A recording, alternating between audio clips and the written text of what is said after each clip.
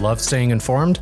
Subscribe now and get unlimited access to local news, weather, and sports for just 99 cents a month for your first 3 months at inforum.news/join. Read every story, listen to every podcast, and download the apps that keep you informed and on the go 24 hours a day. So head to inforum.news/join right now to subscribe. What are you waiting for? Get 3 months of local news for just 99 cents a month at inforum.news/join.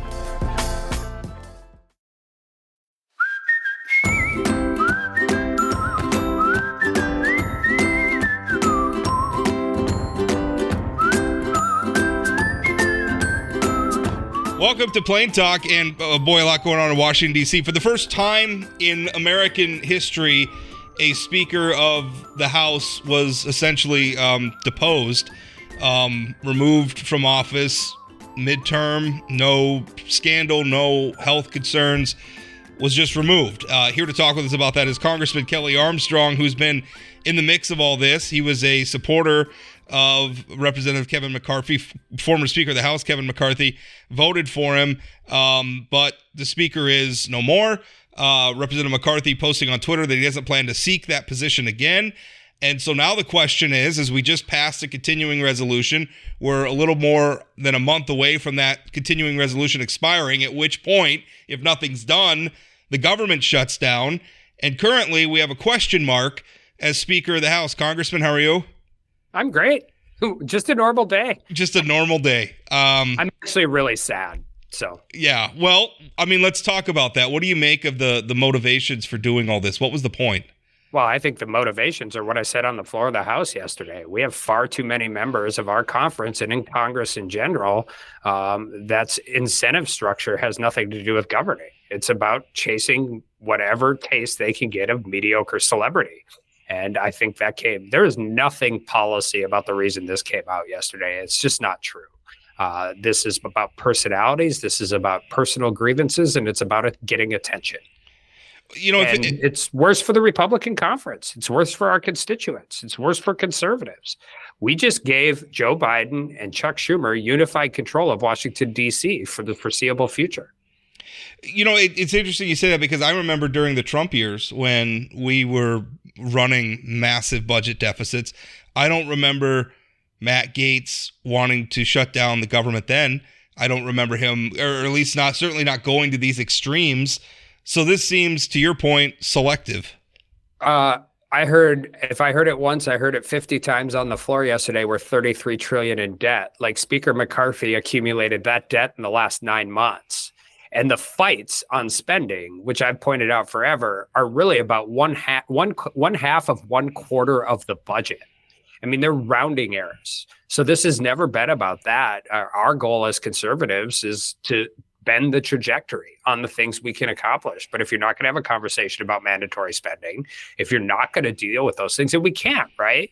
The Democratic leader for the White House, or for President Joe Biden, has taken mandatory spending off the table.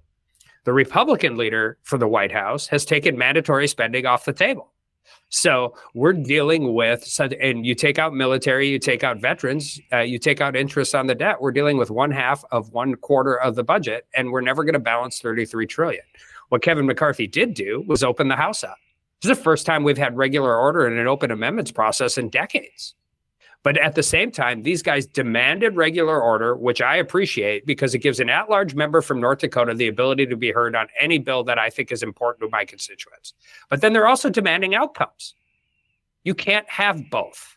And I think Thomas Massie probably gave, there were a lot of good speeches yesterday, but I think Thomas Massie gave the best speech in support of what we're doing here. I'm comfortable with the chaos. I'm comfortable losing a vote once in a while. What I want is regular order and figuring out a way to do it. But you can't argue that you can't get your 12 appropriations bills passed when you're the reason the rule can't, when you take down the rules, so we can't even bring them to the floor. I mean, it's a self-fulfilling prophecy, and they executed it perfectly, and that's what makes me sad.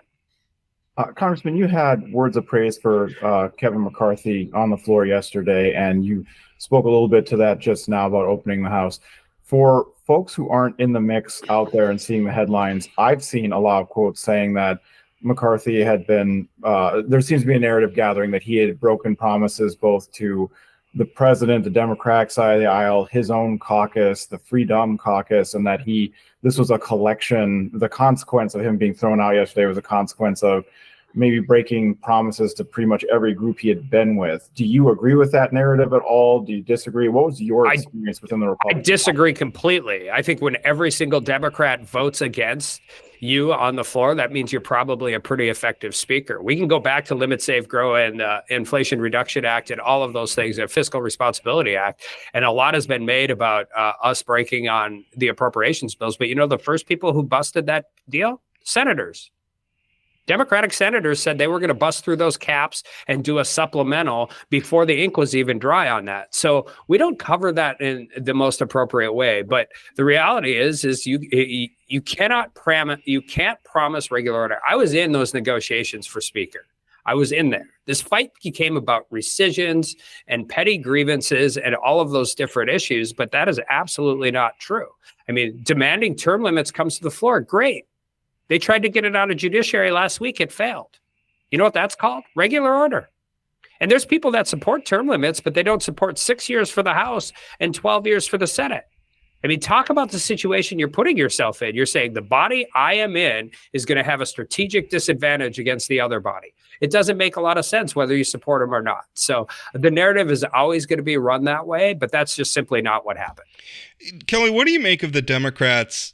I mean, zooming out here a little bit, I think there's an appetite among a majority of the Republican caucus, and I would hope a majority of the Democratic caucus, where people are saying, let's get serious, this is pointless, let's govern. If that's true, if Democrats mean that, why vote with Matt Gaetz? Because I'm looking at this, and again, I'm not blaming Democrats for what's going on in the Republican caucus. That's not necessarily their fault, but they enabled Matt Gaetz.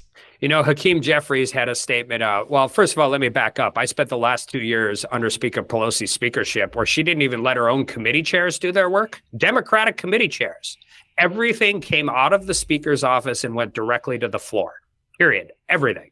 So if they wanted to, when you're in the minority, you always want collaboration. But I'm just telling you, I spent 4 years in it, and I didn't get a lot of calls from Democrats about what my wants, needs, and thoughts for my constituents were. Secondly, Hakeem Jeffries had a statement out yesterday that said it's time for Republicans to abandon extreme MAGA or whatever he said and start working with Democrats, to which my response was, you just voted with the 8 most extreme members of our conference, so you can pound sand. It's really easy to say those things symbolically, but it's really hard to deliver on it. And until they're serious about doing those things, which I think yesterday they showed they weren't. And get it. I saw him on Morning Joe because I wanted to get an idea what was going on. And he used the word procedural vote 3 times when he was talking about the motion to vacate. And the reason he did that is because the minority always votes against procedural votes. The motion to vacate is not a procedural vote. It's the second most consequential vote we can take in Congress. The first being sending our troops into battle. The second most consequential vote we can take is to vacate the chair of the second in line to succession. And they chose to vote with Matt Gaetz. So they can stand out there and they can go for some kind of purity test all day long. I'm not having it right now. There's a narrative out there right now that the current Republican caucus has a majority that's fairly slim, but it's maybe not a governing majority given recent events. There's an idea being put forth that I think is probably too cute by half to form some sort of a coalition government where more like-minded people that actually want a budget to pass would happen.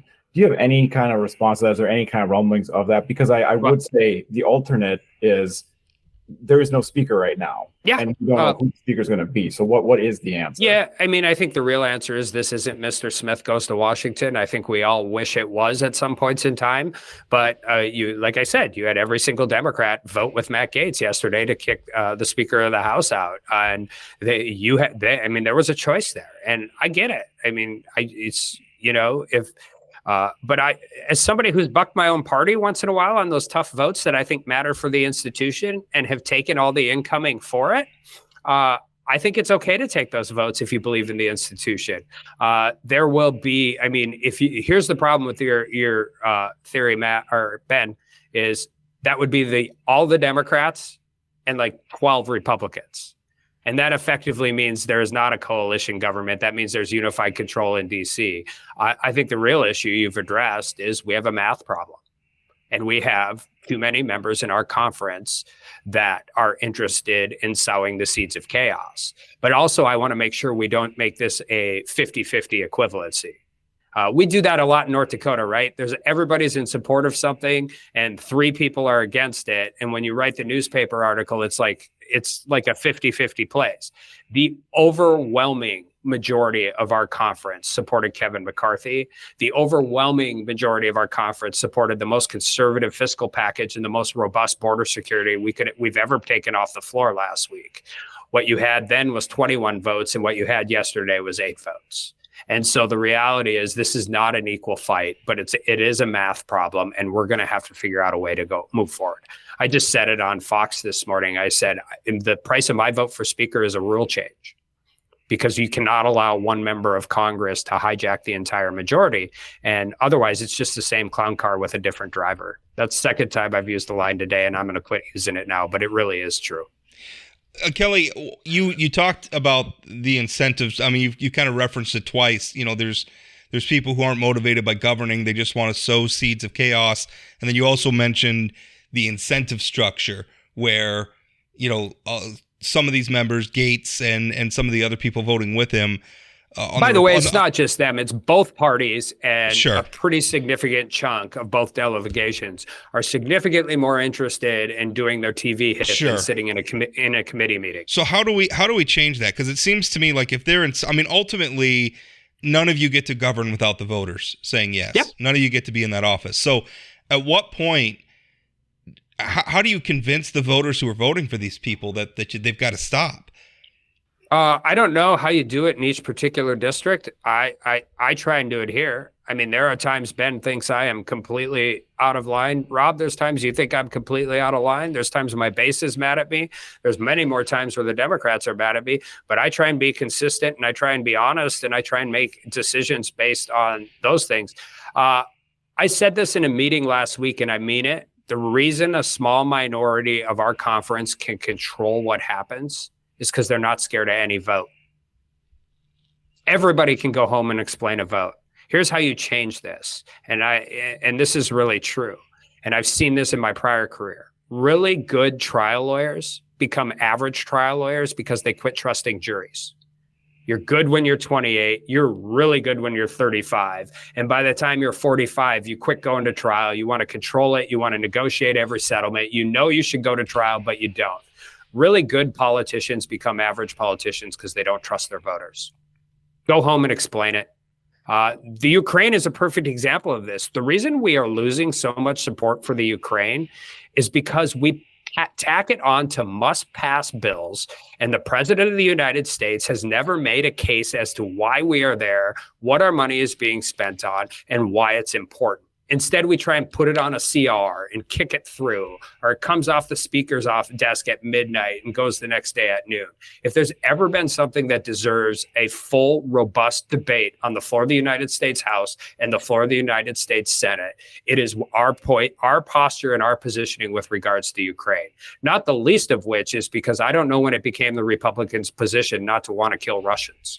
But doesn't that become a vicious cycle? Because because I think you're right. I mean, about trusting juries, like, don't be afraid to put it up to an actual, like, up or down vote that's on the issue and not tucked into another bill that has to pass. But on the other hand, we're also acknowledging that we have a lot of people that aren't interested in governing. And so I mean, those two things seem related. Like, we're not bringing this stuff to the floor on its own because a sizable faction of Republicans and Democrats aren't interested in governing. They're interested in positioning themselves for their next cable news segment. Well, wait until the Supreme Court throws out the Chevron doctrine, and we all have to now start legislating instead of allowing agencies to run roughshod. People who are scared of tough votes are going to learn really quick. You're going to have to take a bunch of them.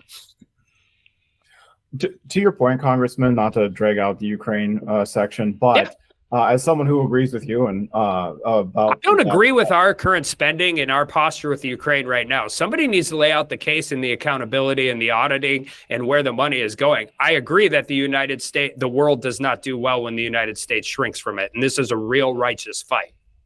I was agreeing with you that just the disturbing on the part of some of the Republican Party to lose their Reagan-esque Rocky IV will to defeat communists. But I want to ask you, though, when you're saying the president needs to come out and make a strong case for it, that makes perfect sense to me on paper. At this point, wouldn't you feel like some of his political or foreign policy advisors would be telling him, if you come out more forcefully on this, you will lose that many more House votes and potentially endanger the entire appropriation, given the partisan area we're at right now? We had over half of the Republican conference vote against $318 million for a program that allows U.S. military to train 75-year-old Ukrainians to fight for themselves on 21st century technology. By the way, it's a program that's existed for over a decade, and it's not unique to the Ukraine. But the reality, sometimes you're the commander in chief, and there is a major global conflict going on with one of our two largest strategic adversaries in the world stage. You have to do it. But I will tell you where I've seen officers in the military in the Republican conference are demanding, before they fund any more money for the Ukraine, people who I trust implicitly, Brad Wenstrup, Mike Garcia, people who have served, people who understand this, are demanding that we make the case and that we have guardrails into this. And so I know there's a group of people here preparing to actually do that because they don't believe the White House is capable of it. I think one of the problems with this White House, and every White House has problems outside of the unique political aspect of being in the White House, but the political people run that operation. And this is not a time for pure ABC politics, because otherwise you don't have the votes in the House right now to get it to the floor. You just don't, none. And that's the case. So you better figure out a way to do it if you think this is the important way to do it. And the only way to do it is to make the case to the American people. Kelly, who's going to be the next speaker? I mean, I don't know. Because there's got to be a vote on it soon. I don't think so. The schedule is, Dianne Feinstein's funeral's tomorrow. There are a lot of people, all of the California delegation is going to all of those things. It's Columbus Day on Monday.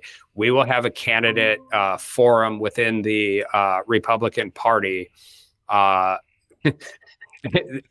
Tuesday night, and we'll have our first vote Wednesday. But I can tell you, I don't think anybody has 218 votes right now, because there are a bunch of us that want to see real systemic change. And we're not going to walk in. My concern is this. And you guys have all seen this. Everybody just takes one step up the leadership ladder. Well, this isn't a normal leadership election. If you do that, then you are basically implicitly saying that the problem was Kevin McCarthy. Well, Kevin McCarthy did more to build this majority and maintain this majority than the next 12 members of Congress combined.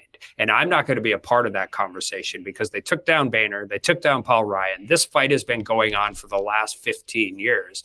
And I'm most worried about who comes back in is motivated not to keep the House open, because it didn't work. And I am not willing to go back to the Speaker Pelosi days of 2,000-page bills coming out of the office at midnight and us having to vote on them at noon the next day. And I don't care if it's a Republican speaker or a Democratic speaker. What's the timeline for folks? Yeah, what's the Wednesday will be the conference vote. And then hopefully we can get to 218 by then, but we're nowhere. You're close then, and then you bring it to the floor. We're also 44 days from another government shutdown. 44 days. I totally understand if you don't want to disclose this. Yeah. Has anyone approached you about earning your vote for speaker? Is that something you're able to talk about right now or no? There are two people I know that are running. There's a third that I think will. I have told them all the price of my vote is a rule change. What's the response? They're thinking they can't deliver it. But here's why I'm really asking. because they better learn how to negotiate with those 21 of our most exotic members of Congress right now. Otherwise, we're in the same position we are, just with somebody else in that chair. So my biggest reason for asking that is I want to know how they're going to deliver for the governing majority of the Republicans and not cater to the whims of the people who have no interest in governing. What was your line? A clown car with a different driver is still a clown car? Was that it? Yeah, I said, if we don't have a rule change and we can't take away the ability, there's a lot of talk about kicking Matt Gaetz out of conference. I don't particularly care about that. What I'd like to do is have a rule change where he doesn't become the most relevant person in the world every 48 hours when he decides he needs to get on TV again. Let me ask you something. There's a lot of hot talk about an ethics report that's coming out about Gaetz. I know he was facing federal prosecution. Mm-hmm. Ultimately, the prosecutors decided not to advance with that case, but I guess there's an ethics ruling coming out of the committee, and some people have been talking about expelling Matt Gaetz. You're gonna get Kelly Armstrong, the defense attorney here. I served on ethics for 2 years. Yeah. I think it's really, really silly of members of our Congress to talk about expelling somebody for a decision that hasn't been issued yet. Yeah. I want to see what the decision is and what, if and when there is any recommendation. Ethics is truly the only bipartisan committee in Congress. There's 5 Republicans, there's 5 Democrats. They take this job very seriously, and they take it seriously independent of all of the other political machinations going on.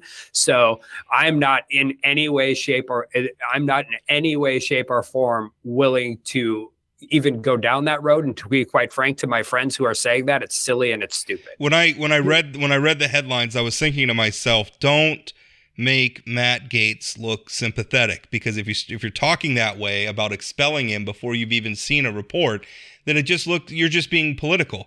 You're just, by the way, it's the same with Jamal Bowman. Right. Like we had people for an expulsion resolution ready to drop on the floor before it even got referred to ethics. That is silly. And one, politically, it's stupid because this is not a great story for him. And I don't know why we would allow them to all rally behind him. But also just the way the process works, you have to be able to do this in a meaningful way. I'm not Jamal Bowman's boss, and I'm not Matt Gaetz's boss. Getting outside their district sent them to Congress. You can hate them. You can think they're terrible at their job. You can think they're destructive. I actually believe all of those things about both of them. That doesn't change the fact that they got elected by 750,000 people, and those 750,000 people deserve to have a voice in Congress. So anytime anybody outside of a congressional district is talking about taking away somebody's participation in that process, you better have some real righteous reason to do it. So speaking of those characteristics and getting outside the ethical complaints and going back to the governing majority side of it, is there going to be an appetite? Is there any talk, any intention on a new speaker to present primary challenges to legislators that are considered unserious on your side of the aisle? Has there been any kind of organization around that when you're looking at barely double digits or single digits of members in a caucus? Sure. It's not happening. No, the Speaker of the House is never going to get engaged in Republican primaries. But you know who has the largest super PAC in the United States at his disposal? Kevin McCarthy. You know who's no longer the Speaker of the House? Kevin McCarthy. We'll see what happens, but he put up with a lot from a lot of people. And by the way, he helped a lot of those guys get elected in really, really tough races. I think at the very least, they could assume they're not going to get any support from his super PAC. And a lot of them will need it. The outside money. I mean, we don't like money in politics in that regard, but these races are costing $20, $50, $100 million for congressional seats. And I could tell you the people who voted to vacate the chair have no capacity to raise that kind of money. They just don't. One last question, Kellen. This is more a philosophical one for Republicans, and I think it gets back to a previous question. I know you've got just a few minutes left with you. It's about the voters. How do Republicans convince Republican voters that we have a need to govern again? Because I'm looking at the presidential primary. There's a lot of support for a guy who has a lot of distractions in terms of legal challenges and everything before him. I'm looking at the Matt Gaetz stuff. There is a not small faction of the Republican Party, and I'm talking about the voters now, not necessarily elected Republicans, who don't seem very interested in governing. How do Republicans change that? Continue to talk, continue to work, continue to have good people run for re-election and be willing to go home and have tough conversations. I mean, that's how you do it. You can't. Otherwise, we're going to end up in a situation where we are going to have a large majority. By the way, the Democrats have every bit as many of these. We're not seeing it because they're in the minority right now. But I watched the Squad hijack Nancy Pelosi a couple times and all of those different issues. I mean, the answer is we need to talk about things. One of the biggest concerns I have with all of this is Secretary Granholm had a staffer block an EV station and got the cops called on her because that was the only station available while she was going on her electric vehicle tour.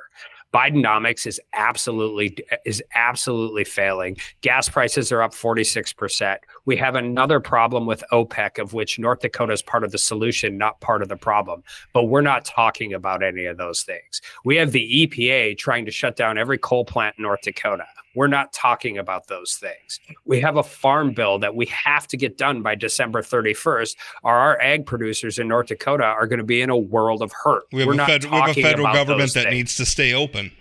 Yeah. So you know what? I'm going to keep talking about those things. Obviously, this is what we're dealing with today. This is what we'll deal with for the next 5 or 6 days. But make no mistake about it. I'm here anyway. My entire staff is working on figuring out what a path forward for FAA reauthorization is, how we continue to fight the EPA and make sure that we can keep Coal Creek open and Beulah and Hazen and Washburn sustainable as communities in our state, how we actually have to continue to talk about the fact that any of this EV manifesto that is coming out of this White House relies so heavily on China that it is impossible to enact, and quite frankly, silly and stupid, not just because people don't want to buy them, but also because it's horribly against our national security interests. But we have to keep talking about those things. We can still talk about the shiny toy in the corner. There's always going to be a shiny object in the corner. That's what Facebook and Twitter and Congress in general has, but we have to have people that are still talking about those things as well. Real quick, Kelly, is there any? I mean, what can the House do when there's no speaker? I mean, is everything nothing? Okay, so everything's ground to a So the way this works, and this is actually interesting for anybody willing to listen to this, is after September 11th, a plan of succession was put in place because of various different things. So after Speaker McCarthy won the gavel, he gave a list of 5 names to the clerk of the House that would be his line of succession. The first name on that list was Patrick McHenry. Patrick McHenry is the Speaker pro tem, which means he can do ministerial duties and the rules of the House still apply. But his only duty is to facilitate the election of a new Speaker. And it's much more consequential than they're making it out to be because he's second in line to the White House. And right now we are in a very tenuous legal position as to where and what that authority rises. So our only goal is to get another speaker elected. But there are going to be Republicans that are going to demand that this type of thing can never happen again. And so we make the comments, we make the quips, but this is very constitutionally serious. And I don't think we should ever lose sight of that as well. Are you going to be one of the congressmen? No, okay. I am not going to be one of those. I am very comfortable working in the way I know how to effectuate change in the Republican conference and to advance positions we have. But I don't think any third-term member is ready to take that job. And I have a 13-year-old and a 16-year-old at home that I would like to see again. And the reality is Kevin McCarthy was on the road for 365 days a year, helping elect Republicans all across the country, some who just voted against him, by the way. And so I will figure out who I'm going to support sometime in the next 48 hours. Kelly, thanks for your time. Thanks. Hi, everybody. I'm Chad Kuhl, host of the Northland Outdoors podcast. Hey, here in the Northland, we love our time outside. And on the Northland Outdoors podcast, we're going to talk about all of it. Not just fishing, not just hunting. But mountain biking, camping, rock climbing, bird watching, you name it, we're going to have it on the Northland Outdoors podcast. New episodes every 2 weeks on Spotify, Apple Podcasts, wherever you get your podcasts. So look for it and join us on the Northland Outdoors podcast. Welcome back. Just finished up with Congressman Armstrong. It was in chaos. The next 48 hours, he's going to have to decide who to vote for Speaker of the House. And he set some pretty stark standards. He said the price of his vote is a rule change. He doesn't want to go through this again. And when he's talking about that rule change is essentially, when Kevin McCarthy went through that, where he had 15 votes or whatever it was to get him elected Speaker, which itself was, historical. That is not a typical occurrence. Usually the caucus, the majority caucus, whether it's Republicans or Democrats, they meet, they decide who's going to be Speaker, and then the vote's basically a formality. They've already figured it out. And I don't even think that in and of itself would have been that much of a controversy if he had truly won a majority. But what he did was he won a majority with a rule that makes his majority, his speakership, tenuous, so flaky, because one person can stand up and point their finger and say, "I don't like the cut of your jib," and right. He's suddenly not the speaker any longer. Because it used to be to various factions over the course of months that he did not follow through on. He called people back in when he didn't need to. He said they weren't going to pass a clean CR. Then he did, and eventually some of it catches up to you. You can't just keep delivering for none of the time. Yeah. Well, he changed the rules so that one because it used to be like several people had to sign a petition or file a motion or whatever to what's called vacate the chair to basically start a new speaker election.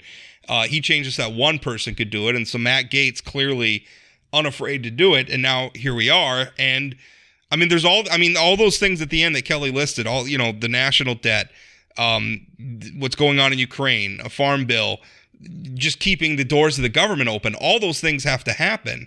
There's a lot of things happening. The nation needs its Congress functioning right now. And the House can't do anything other than hold a new vote for Speaker and the work up to that. What gets lost in that shutdown, too, you were alluding to, you weren't losing it, nor was Congressman Armstrong. Government workers then don't get paid. Agencies get shut down. There's members of the military don't get paid. I remember Aaron Crowder, who was an appointee to the USDA under Obama, once made a great point to me, which is you can't start 40% of a petri dish, which is a metaphor used for like government research facilities. When you're partway along on a project and get stopped in the middle of it, there are times when you lose all progress on whatever that science or research was being done because you have to start or continue it from the beginning. This happens to NASA's budget all the time, with different administrations coming in with how long-term their projects are. So there are so many things that get lost in the weeds on top of, as Kelly mentioned very urgently, and I thought correctly, the situation in Ukraine is urgent, important, is literally deadly to many people in Ukraine. It could destabilize the world. And if we decide to blink, you're giving Putin what he wants, which is fatigue and putting your hands up. And there's also like a lot of America's power to influence the world comes from our economic might, right? When we can issue economic sanctions, the American economy is a huge thing. Advancements which we're falling behind on, and but also some of it's our relatively stable politics. And right now we look cartoonish. We have a former president of the United States who tried to organize a coup to stop our current president of the United States from taking office. We have, we don't have a Speaker of the House. We have absolute chaos. We can't govern. So even just setting aside all the usual complaints you can make that we're running up just massive amounts of debt, being fiscally irresponsible, you add into that the fact that our government is dysfunctional. What does that do to America's place in the world on a long enough timeline? And I completely get what Kelly was saying about a coalition government and that folks are talking about. The Republican Party right now has a slim majority, but they don't have a governing majority. The thing about he was saying, if you just teamed up the Matt Gaetzes of the world in the Democrat caucus, that doesn't make any sense. What I was thinking, and I still think it's too cute by half, and I don't think it's going to happen, but it's interesting to think if there were more Colin Petersons or the Blue Dog Democrat caucus still in the House. There's just not. You could form something like a CR caucus where it says, we need the government open, we need public employees who are working full time to be paid, and we need to continue our commitments and not mess around with things like the debt ceiling or default and send the country into chaos. Okay, now that we've done that, let's talk about what we're going to do with Social Security solvency. Let's talk about the Farm Bill. Let's talk about this. Unfortunately, like you said, it's not there. Isn't that well? And part of it's trust, right? So. And listen, I'm not pointing the finger at any one party here, but just recent example, how does the majority of the Republican caucus, which is most of only 8 Republicans voted to get rid of McCarthy, how do they trust Democrats who just voted with Matt Gaetz? At that point, and also, why did Democrats go to the mattresses for Kevin McCarthy? And to eschew the chaos that Matt Gaetz wants to correct when Kevin McCarthy's out there, he helped politically rehabilitate Donald Trump after January 6th, after initially condemning him. There's all these things that Kevin McCarthy's done. It's like they. And I would say the lack of nuance and headline grabbing of a Trump is what Matt Gaetz embodies. And so it all trickles down because none of those individuals are concerned about the individual, actually important things that Kelly referenced, that you're talking about right now, that I'm talking about right now, because it's all headline seeking. It's all just see what the top line is. The House is in chaos. That's what people know right now. They don't necessarily know that Kevin McCarthy said he was going to do a CR, then he didn't do a CR. He had all these rules. Unfortunately, most of this is too in the weeds, I think, to suffer public consequences at the ballot box, which I think is unfortunate. I don't know that it is, though. It's getting so much attention. Just the fact that they threw the House into chaos, the government can't govern. We have no speaker on the break of a government shutdown. The voters aren't dumb. We always say that, how many people are paying attention? I think they are paying attention. I think the problem is a lot of them want this. A lot of them are just so angry they want to spike their noses right off their faces. To quote John Prine, I don't understand. I'm not convinced that the voters aren't paying attention. I think they are paying attention, and there's enough of them that want this to keep jokers like Matt Gaetz in office and doing this stuff. I don't know if I agree with that. I don't know that the majority, even the more Trump fan voters, Trump-aligned voters, would want the government not to be open. But it doesn't take a majority. Yeah, it does not. That is the big problem. Right. And that's what I say. It's a big enough faction, a big enough, whatever you want to call it, a plurality. I don't know what it is, but there's enough of them. And I think we're all so shy about blaming the voters, right? Because nobody in politics ever wants to blame the voters for everything. Well, the voters get some blame. They know who Matt Gaetz was. You know who this clown is. And you voted for him. And you sent him to Congress, and now look what he's doing. He's a clown. So I asked my question if there'd be some sort of organizing around primaries. And Kelly gave the real political answer he gave the real world answer that no Speaker of the House is going to engage in a whole lot of primaries against his own party. Now, Doug Burgum kind of did some of that in North Dakota to mixed success at best. But in my eyes, I think we could evaluate what Doug Burgum did and said that was probably on the balance a mistake. Probably, I would agree. Although Jeff Delzer is no longer the chair of House Appropriations. Yeah, but look at the rest of the makeup. But Jeff Magrum is reelected handily. There's, we could. Maybe that's a good segue into what we're going to talk about Matt next. Gaetz and also wanting to get attention, right? Speaking of attention-seeking clowns, State Representative Brandon Pritchard went on, kind of out of nowhere, just an absolute Twitter tirade, or not Twitter, X now, I guess, the platform formerly known as Twitter. It just went on just went on a complete tirade about the LGBT community, but even just offensive. Like he wants to enshrine. He says that conservative states should enshrine that Jesus is king in our laws. That's against the First Amendment, pal. That's against the establishment clause. How do you think our state's Jewish population is going to feel about that? Or our Hindu population? Or our atheist population? Right? I mean, America is a spectrum of religious beliefs, and we have a law, the First Amendment, the first one against establishing religion. But he goes out, he wants the biblical story of Sodom and Gomorrah taught as LGBT history. And I'm reading a lot of these things he posted on Twitter, and I wrote about them, and Pritchard declined to talk with me about them.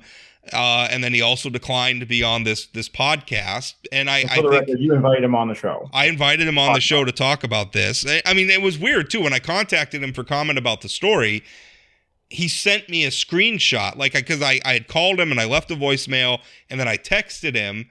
But before I could even text him, he had texted me a screenshot of his phone showing my incoming call. Now this is, I don't know what he intended by texting me a screenshot of my own call coming in. I actually think he intended to text that to somebody else. And because I think he was excited that he was getting attention.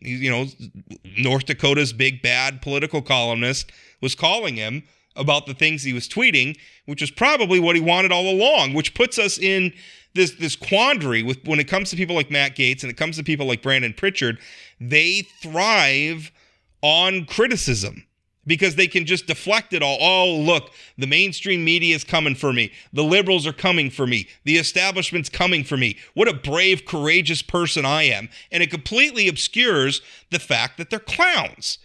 And they're saying clownish, cartoonish, ugly, hateful thing in Representative Pritchard's case, things that are just absolutely bigoted. One of the other things, he was upset because NDSU had 2 homecoming kings this time around at their homecoming event, and he wants to pass a bill to make that sort of thing illegal, right? I mean, in an era where I got one of my degrees from NDSU and I was unaware that there was royalty for homecoming parades, right? Because I thought that was a prom thing. And I saw the picture is of just 2 guys in suit and ties. Just 2 bros. Just looking and doing like a bison, horns up thing with like a bison tie on. And it was a nice picture. I thought it was nice. The kids were having a good time. I tell you what, I'm a busy guy, and the amount of time that I have to devote to caring about who the homecoming royalty is at NDSU. And this is not me. Listen, the kids are having a good time. Fine, whatever. I don't understand why you care. Like, you have all this time to comment on it. Now we're going to have legislation about it. Give me a break. We have so many other things. How do you square small government with making laws about homecoming parades or festivities? I don't even know what to call it at university. How do you call it small government when we're going to, right? Like it's small government, but we're going to enshrine one religion's doctrine into state law. We want small government, but we're going to dictate biblical stories as curricula in schools. I mean, how is that small government? Not only does that not hold up constitutionally, I don't know if it even quite holds up biblically, because there are New Testament verses about not praying loudly on the streets for everyone else to hear. Well, yeah. And I don't know if you're getting into that territory when you're tweeting about how much more religious you are than any other legislator. I think you're bordering up on that pretty quickly. There's, the difference between bad faith takes and good faith takes, and I'm not talking about the religious sense of faith in that case. I'm talking about sincerity in your statements, is something that I think we need more scrutiny towards, even though it's in our faces. I mean, it needs more definition. At one point, Pritchard tweeted that no true conservative would go against I'm paraphrasing here, but basically it was like no true conservative would go against the Constitution. And that's juxtaposed with calls to violate the First Amendment over and over again. He wants to ban pornography for everybody. Now, listen, I understand people have strong feelings about pornography. It is an unseemly business, but when pornography is made by consenting adults for the titillation of other consenting adults, it is protected speech. You may not like it. You may not want to look at it. Although, judging by how popular some of these porn sites are, there's a lot of people who say they don't like porn who clearly do. because otherwise the math doesn't work out. So I don't understand how you could say I support the Constitution, but also let's violate the Constitution in all these ways. There is cognitive dissonance there. These statements, you cannot be for both of these things at the same time, but he gets away with it because what he's representing is an attitude or a mood and not even a coherent set of policy platforms. And here is where, me as a former legislator pops in and wonders, how serious can you be when you have so little regard to implementation? Something like banning certain websites in just a state is not how technology works. It's not how IT works. And it's one of those things that if you were to put it on the books, enforcement would be nigh impossible and may have the opposite effect. It may have the prohibition effect where it drives something underground and makes it worse or more harmful. Now, I don't know that last one for certain. I mean, if you're a proponent of limited government, how big do you want to grow government trying to stop porn? Right? We couldn't stop porn back in the days before the internet when it was just like pictures and magazines and stuff. You think we can stop it now? I think every normal thinking person with a heart and a brain wants to stop child pornography, right? We would love to stop it. We'd love to stop it tomorrow, but we can't. And not because it has any sort of legal protections. It's explicitly illegal. You cannot make child porn. You cannot have child porn. Legal consequences, jail time, and everything else, right, as it should be. It's hugely severe, as it should be, and we still can't stop it. And now you're going to try to outlaw Playboy. And oh, by the way, you're a Trump supporter who has a man who is accused of having affairs with not one, but two porn stars and is married to a woman who did nude pictorials, which I'm not judging Melania Trump at all. I don't have a problem with that sort of thing. She's a grown-up. She made a decision. I'm not judging, but I'm pretty sure those pictures she did would fall into Brandon Pritchard's definition of pornography, and yet you're a Trump supporter. Give me a break. And one last point about the implementation, because you're absolutely right about the hypocrisy. One last point about the implementation. Take away the scandalous nature of it and say that you wanted to, it's websites, it's e-traffic. I want to ban all auto sales websites for some reason. Don't know why. I just have this real grudge against auto dealers. Okay, and then you pass it. Again, how in the world are you going to stop an auto dealership from having a website that can be accessed by a mobile or brauser desktop and device just within the state of North Dakota? How is the state of North Dakota going to do it? It's not possible. It's so not within the realm of possibilities. You might as well say, I'm going to take this pencil I'm holding, and when I let go of it, I'm going to ban gravity, so it's not going to fall to the ground. I mean, it's just it makes me think of that old story about King Canute setting up his throne on the seashore and ordering the tide not to come in. It doesn't happen. I don't know what you think you're going to accomplish. And then meanwhile, conservatives like me we're called rhinos now, and we're called liberals because we're defending the First Amendment. We're defending these limitations on what the government can do, accepting that that's going to allow people to do some things and say some things sometimes that we don't like. That is small L liberalism, like classical liberalism, right? Is people generally, we're going to let people live their lives the way they want to live them, but not Brandon Pritchard. And the thing is, I don't even really think this kid believes it.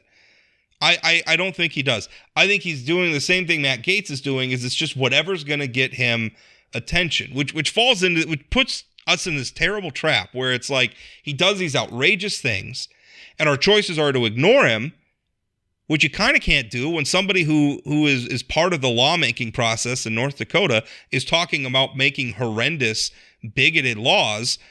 You can't really ignore it. So then you talk about it and he gets exactly the attention he wants. And again, it comes back to, where are the voters in this? You are voters of District 8, which is a Bismarck area district. It's points north, east, and southeast of Bismarck. Where are you? Are you okay with this child being your elected leader and talking about these things? It points to, two things to your point. It, to me, maybe almost doesn't matter if he means it or not. It doesn't matter because he said them. I've had this experience as a legislator too. There'd be people coming in from outside of the legislative process who'd be aghast at something that some legislator said, pick either side of the aisle.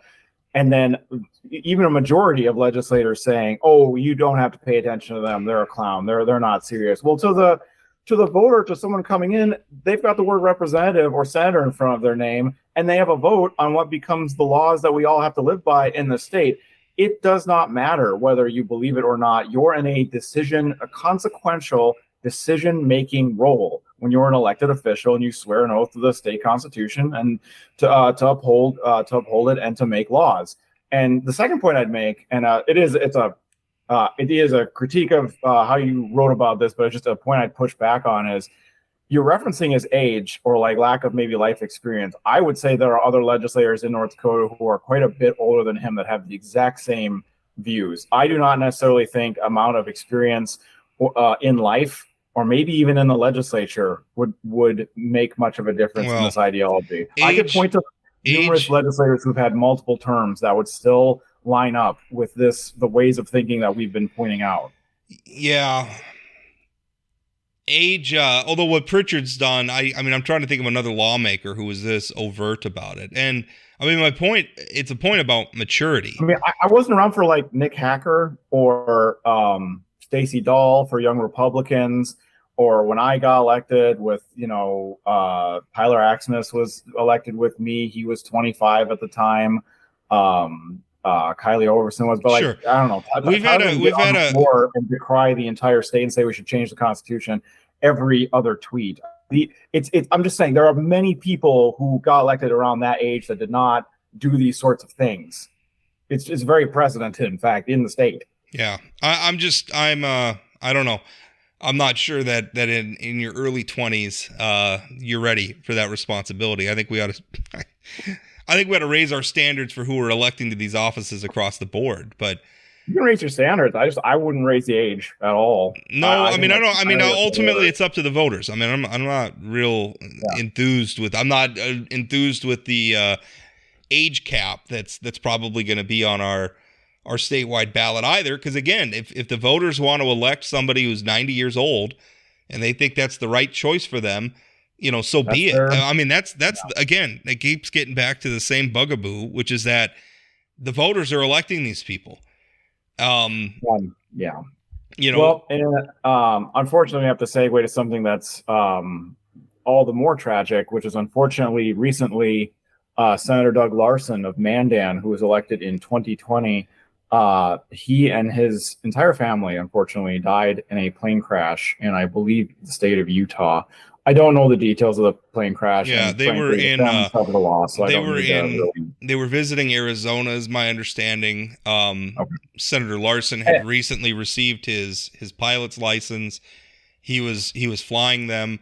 They had stopped in Utah to refuel because it was a small plane. I'm told they were on their way back to North Dakota, and they crashed, and it's terrible, awful. And I don't want to I even hate bringing it up because it's the family's tragedy, so I don't want to speak to that. I did want to speak, and I thought it was worth knowing for people who want to be informed what the process is for placing his seat in the Senate, which is important because we're going to have a special session coming up soon where we debate every government aid, $140 million worth of government agency funding. So in the case of North Dakota, I believe, and correct me if I'm wrong, Rob, we are close enough to the end of his term where his district's political party can appoint his replacement instead of a special session. A special election. Special election, rather. Yeah. And actually, I don't think there would ever be I think the only time it's actually if we were closer to the end of his term, it just wouldn't be filled. And if he left early enough, there would be a special election under North Dakota law. Are you sure? Yes. I remember this because I remember when Shannon Roars-Jones was going to run for mayor of Fargo, there were questions. Well, she did run for mayor of Fargo. There were questions about whether what her replacement would be. And if she had left office right in the June election, she would have been, her seat would have been placed on a special election ballot. But later in that year, sometime in August or September, it would go to the district party. And I just want to, because I know we just made some changes that when Governor Burgum tried to appoint a member of the legislature, and then that went to the Supreme Court. And this was after that, I believe. Yeah, well, because I know they made some changes to the law, so I don't know. I just want to explain to folks, because it's actually something I like in North Dakota, that the intention, the partisan intention of the voter gets continued. And what I mean by that is there are states where the governor appoints everything, or they do have, and I understand the desire to have a special election to get the will of the voters there, but special elections where they're not anywhere near November, no one's heard about them, it's a local race where not a lot of people have a lot of time nor money to be really running, it's hard to get even 10% turnout for them. So what North Dakota designated was, if you're elected as a Republican in office and then die or need to vacate your seat for health reasons or otherwise, your district chair, and if the districts designated in their bylaws, the district committee themselves gets to do a selection process where they appoint somebody to that seat. And it happens, and if you're elected as a Democrat, it goes to the Democratic district.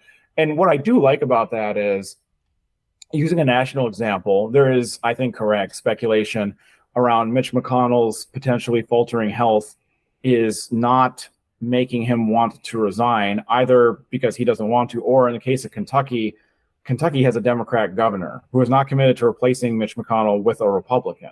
And there are many other instances of things like that happening where the governor, he who gets to appoint, or she, will swing it in a partisan way that did not include an election. I liked that in North Dakota.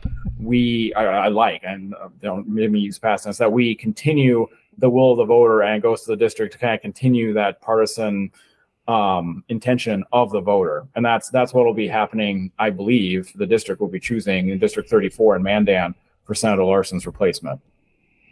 I pulled up the part of the law that governs this.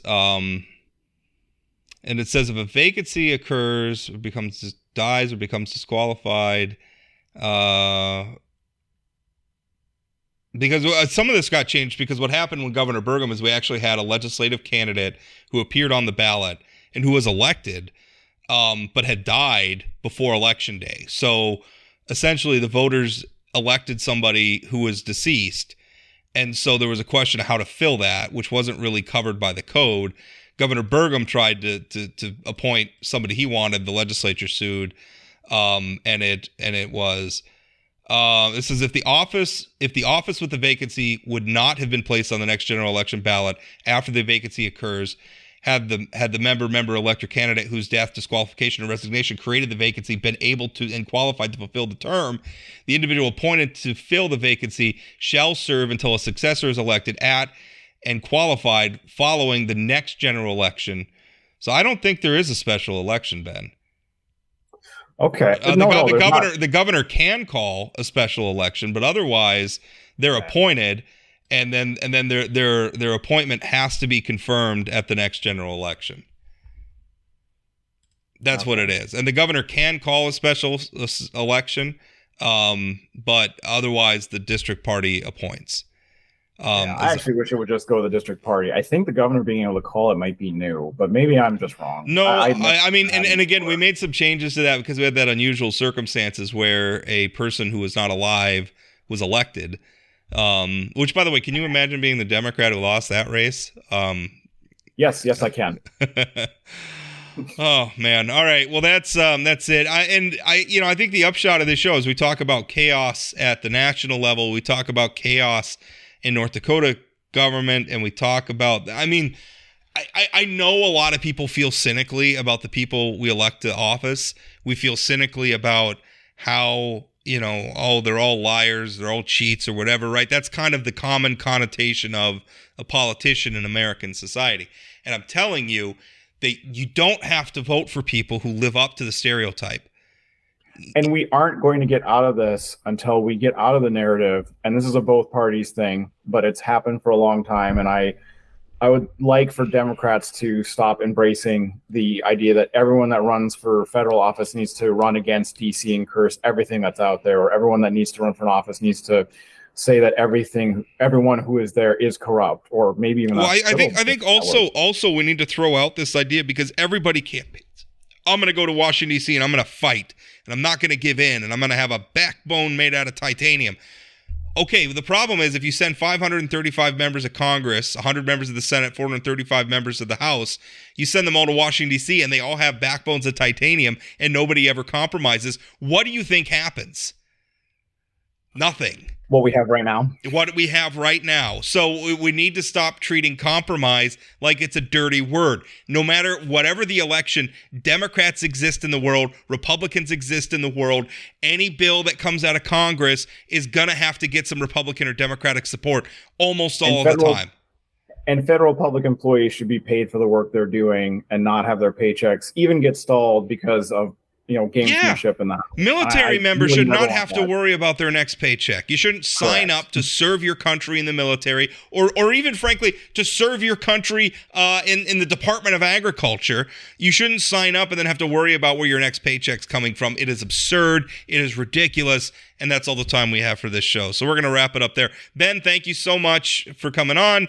We'll talk. Oh, by the way, coming up tomorrow afternoon, we'll probably be releasing the podcast, is going to be interviewing Governor Doug Burgum from and First Lady Catherine Burgum from the Recovery Reinvented conference up here in Minot. That's been one of the what would you call it? One of the pet projects. I don't want to be one of the marquee projects of Governor Burgum's administration. I guess he called a cornerstone of his administration. Yeah, sure. Call it that. So that's going to be, they're going to be holding the most recent iteration of that conference in Minot tomorrow. I'm going to be we'll be interviewing the governor, of course, talking about Recovery Reinvented. I'm sure we'll talk about the presidential campaign so much. That's coming up on the next show. Thanks for listening, and we'll talk again.